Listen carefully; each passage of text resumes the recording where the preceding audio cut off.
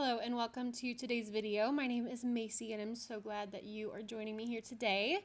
If you are new, welcome. I am a micro baker, which obviously, as you can see right here, it is dough prep day in my bakery.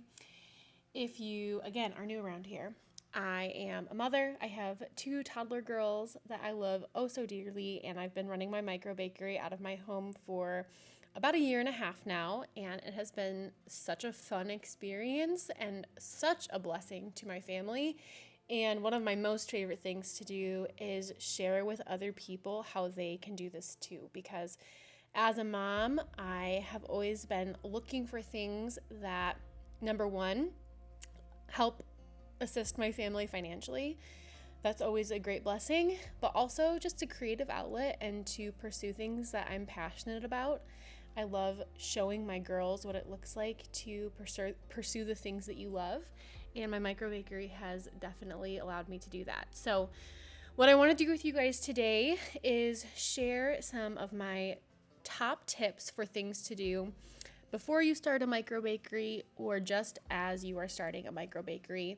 I know that this process can seem very daunting to a lot of people. I had a bit of a unique experience because I didn't really know that I was starting a micro bakery when I was doing it. So a lot of it was very organic. It was very low pressure because I didn't really have any expectations for myself. But I think that gave me a lot of space to move slowly and try things out, figure out what works for me. And I just kind of went with it. So now looking back, I love being able to share with people the things that did work for me, or maybe things that I wish that I had done a little bit differently in retrospect. I started my micro bakery in April of 2023, and about a year and a half later now, I'm making around 100 loaves of bread a week, along with cookies and scones and all these fun things. It's grown so much. I have multiple pickup locations around my city now, and I am just excited to help other people who are passionate about baking, who want to make it into a job, do that for themselves. So without further ado, let's get into some of my top tips if you are wanting to start a micro bakery, or maybe you just recently started one and need a few pointers. Okay, so my first tip may sound a little bit harsh, but let me explain myself. The first thing that you need to make sure to do is make sure that your product is consistent and good enough to sell. I have seen a few times, just as I observe trends on social media, I know that the concept of a micro bakery has really boomed and people are very intrigued by it. And I've seen people who are so excited about learning how to bake sourdough that they immediately want to jump into selling it. And I can absolutely relate to that type of gusto. My husband always jokes that I'm a professional at making my hobbies into businesses because that's just how my brain works. When I latch onto something, I oftentimes become overly excited about it and want to just do it to the absolute 100th%. However, when you're selling product and you're trying to build a reputable business, you need to make sure that the product that you're making is not only good, but consistently good. And that's the really hard part about sourdough. Baking sourdough is a very versatile process.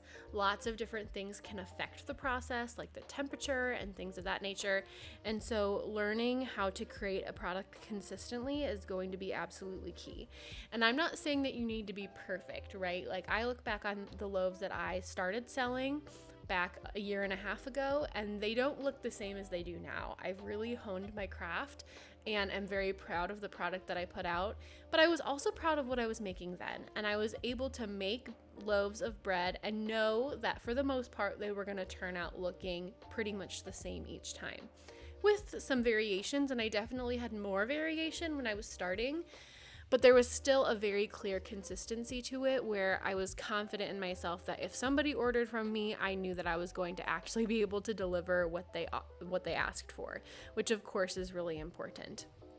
People, when they are deciding whether you are legit or not, will definitely be swayed by how consistent your product is. And you want to make sure that you really understand the process of sourdough in a little bit more of an in-depth way before you start baking in bulk. Baking in bulk is very similar to making one loaf, but it's also very, very different. Bulk dough proofs faster. You have to manage your time a little bit differently and in a very efficient way to make sure that it doesn't overproof while you're shaping all of the loaves. Which, by the way, I do have a sourdough ebook. I'll leave it linked down below. I share my basic staple sourdough recipes that I use in my bakery. It includes my classic sourdough loaf, my sandwich loaf, sourdough cinnamon rolls, and my chocolate chip cookies. So if you're interested in that, I teach everything about dough temperature and things of that nature. It's not necessarily a guide on how to bake in bulk, but I do give a lot of tips, and the process that I describe in my ebook is exactly what I did when I first started as well, and I have adapted that now to use my commercial mixer and things of that nature. So make sure that you check that out if you're interested.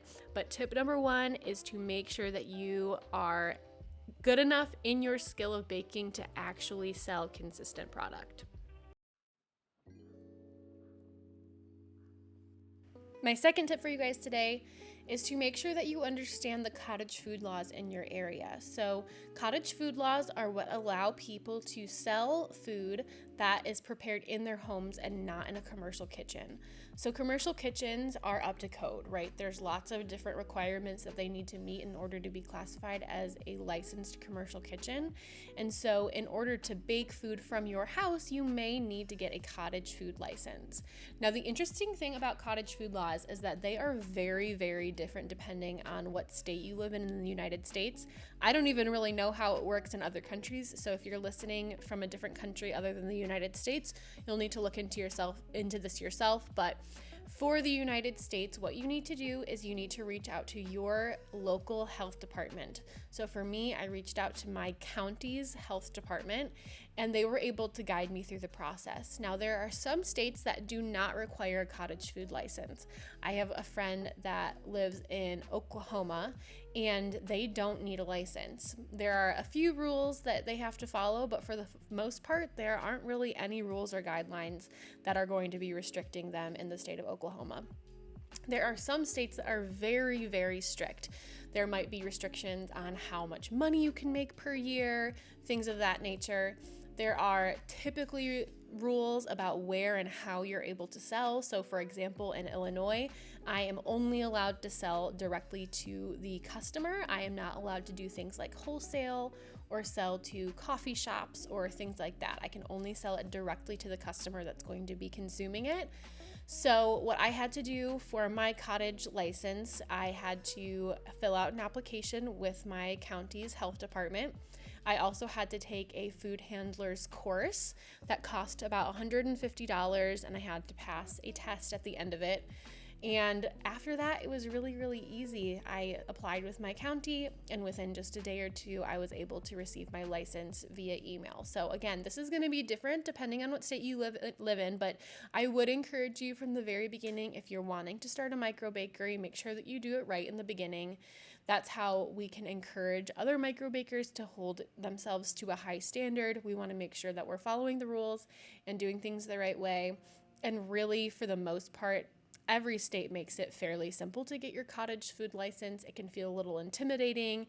It feels like you're, taking a really big step maybe in starting your micro bakery, but I can guarantee you that you're going to thank yourself for doing it right from the very beginning, rather than maybe getting called out and having somebody reporting you, or just having to backtrack and do it later in your business. So make sure that you understand cottage food laws in your area. My third tip for you is to make sure that you have some decent branding from the get-go. The power of social media and the internet is really, really strong, you guys. And you have to remember that oftentimes your digital footprint is going to be a person's first impression of your business. And you want to make sure that it looks legit, I think that bad branding or like a really sloppy website or social media can make people think that this is just like a little hobby and not necessarily something that you're really putting a lot of time and effort into. One thing that is such a big pet peeve to me that I see people do a lot is they will make a logo for their business just using graphics that they find on Pinterest or in a Google search. But then what ends up happening is other micro bakeries use the exact same graphics for their logo too, because they just find it on the internet. So just give that a little bit of thought when you are deciding how to brand yourself. Make sure that you actually create something unique, whether that means creating it yourself or hiring a graphic designer to make a design for you. But it definitely looks a little bit unprofessional if you have a logo that like 100 other micro bakers also are using. You want to set yourself apart. If you plan on growing this and seeing it succeed, you really want to make sure that you set yourself apart properly and invest in good branding, because again, like I said, you don't get to redo a first impression, and your digital footprint is going to be that first impression for the most part. Okay, next tip I have for you is to really think about and consider how you want to sell your bread. So there are lots of different options on how you can sell your bread. And again, it might be limited on your cottage food laws, but here are a few to consider. So for example, I do porch pickups for all of my bread. That is the easiest thing for me to do. I have pickup at my house and I have pickup at 2 of my customers' homes as well, so that I can have pickups in different parts of town around me. But some people prefer to sell at farmers markets. Some people prefer to sell in a wholesale way if that is something that your state allows. But you want to make sure that you consider this as you're starting your business. And then, of course, you can pivot and change. But I do think that thinking about that from the get-go is going to give your customers a little bit of consistency and understanding how they can actually get bread from you. They're going to be more likely to order from you if they have a consistent way to do so. So making sure that you understand what you want and invest properly in that way is going to set your business up for success in the long run.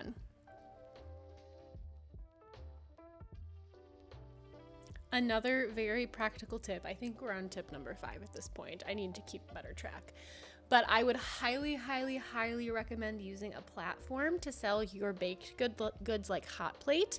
Another option that is similar would be the Simply Bread app. But these are platforms that are specifically designed for small food vendors to sell their goods. And what makes them so amazing is that not only are they a platform where your customers can buy from you, but it's also a marketing tool. So these platforms have a capability where when you open up a menu and make it available for customers to order, any of your customers that have signed up for text messages will get an automatic text every time your menu opens, which is absolutely huge. I have almost 1,000 people signed up for my automatic text reminders to be notified when my menu opens. And so when I open a menu, I barely even have to market it. Sometimes I'll post about it on my Instagram story, but for the most part, my selling platform actually just markets it for me, which is a huge time saver. And I've been able to sell significantly more bread because of these apps. Again, I've used Hot Plate from the very beginning and I love it. There are some fees associated with using the platform. They just charge per transaction. And I have never had a single customer complain about the fees. They're very minimal. I think that my customers love the ease of being able to order so easily. They love the text reminders. And so they have never batted an eye at having to pay a small fee. I think it's absolutely worth it. Again, this is an investment for marketing as well, so it's not just an ordering platform, and I would highly, highly, highly recommend investing and using one of these platforms when you're starting your micro bakery. My 6th tip is a little bit more of a broad one, a little less practical, but something that I think is incredibly important to remember when you are looking to start a business, and that is that starting a business costs money. I have seen so many people wanting to start micro bakeries and trying so hard that are also unwilling to invest some money in order to make it happen.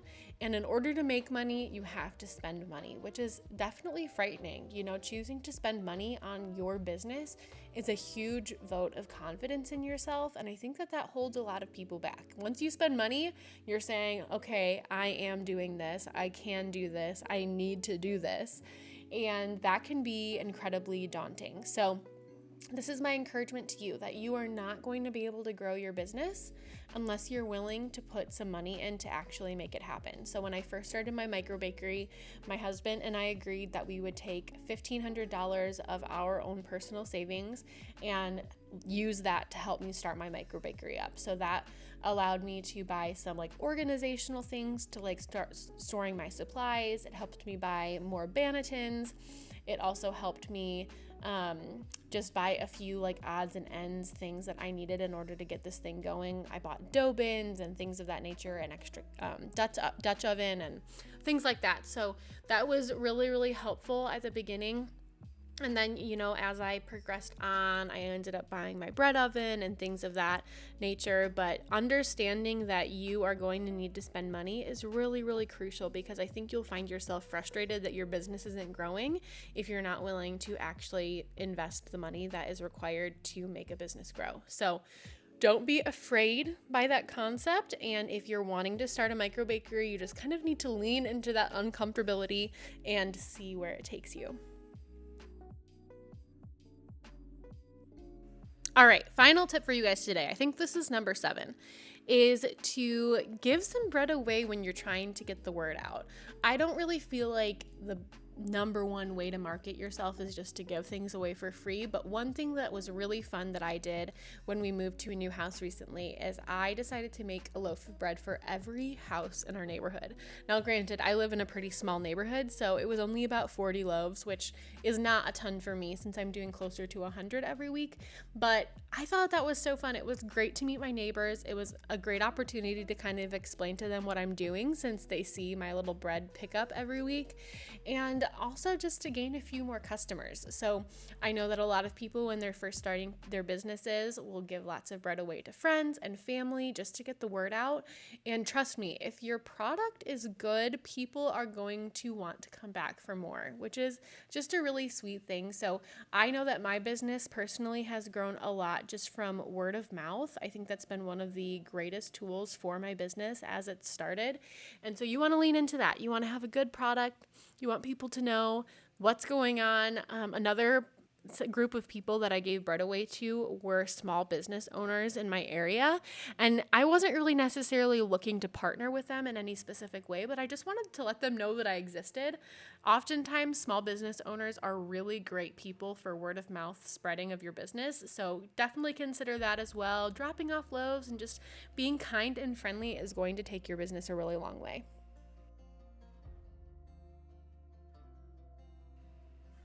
All right, my friends, thank you so much for joining me on today's video. I hope that this was helpful to you. I'm so excited for you to be starting your micro bakery too. I wish you the absolute best. If you enjoyed today's video, please give it a thumbs up, leave a comment, leave your questions down below. When you guys like videos and leave comments down below, it really encourages YouTube to boost the video in the algorithm. So I really appreciate any support that you're able to give. I also post lots of lifestyle videos. I share just my life as a mom and as a business owner and all of the fun things in between. I also share a lot more like real-time updates and stuff on Instagram, which is really where I kind of started my social platform. So make sure to follow along there if you're interested, and I will see you guys in the next one. Thanks so much.